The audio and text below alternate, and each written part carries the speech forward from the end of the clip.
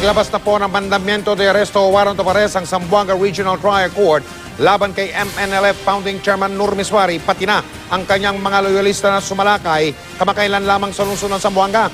Kasunod yan ang formal na pagsasampa ng gobyerno ng mga kasong rebelyon, pati na paglabag sa tinatawag na International Humanitarian Law laban kina Miswari.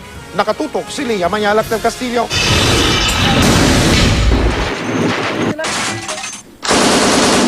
Ang mahigit 3 linggong bakbakan sa Zamboanga City na kumitil sa buhay ng ilang sibilyan, mga pulis at sundalo at sumira sa maraming tahanan at kabuhayan.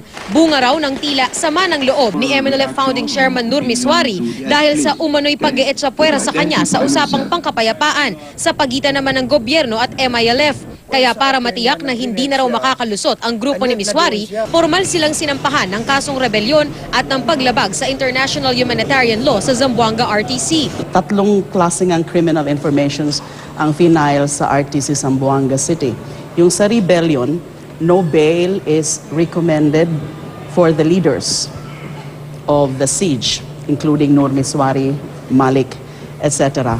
While a bail of 200,000 each is recommended for the accused followers. Pero dun sa dalawa pang other charges, yung mga violation ng 98 Republic Act 9851, no bail is recommended for all.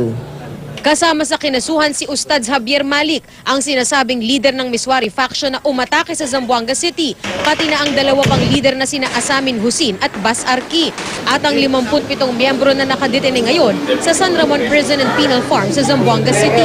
Napabalitang isa si Malik sa posibleng napatay sa bakbakan, pero hindi ito kinumpirma ng PNP, kaya wanted ang turing kay Malik ng mga otoridad. Hindi sigurado kung buhay pa ba siya, nakatakas ba siya, o namatay na siya.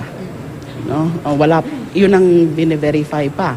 And that is why kinasuhan pa rin namin siya and considered at large since hindi pa siya nakikita whether dead or alive.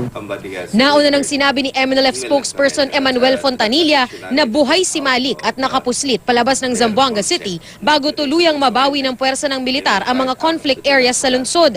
Nahaharap sina Miswari sa kasong rebelyon dahil sa pag-atake sa Zamboanga City, bit-bit ang matataas na kalibre ng baril at balak na magtaas ng watawat ng MNLF sa City Hall. Ang paglabag naman sa International Humanitarian Law dahil sa pangho-hostage at paggamit sa mga sibilyan bilang human shield at sa panununog sa mahigit 9,000 bahay at building doon.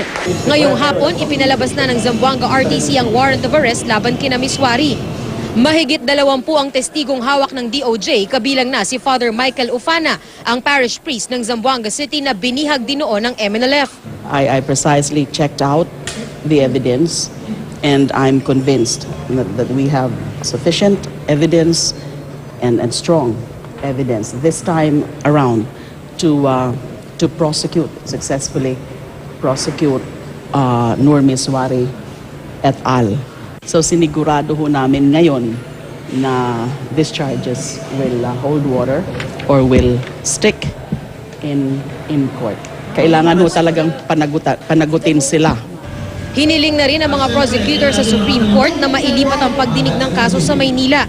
Dati nang nakasuhan si Miswari ng rebelyon para sa pag-atake nito sa Holosulu noong November 2001. Na house arrest at hospital arrest siya noong 2006 pero nakalaya na makapagpiyansa noong 2008. Taong 2009, tuluyang binasura ng Makati RTC ang kaso laban kay Miswari dahil sa kakulangan ng ebidensya. Lia Manyalak del Castillo, nakatutok, 24 oras.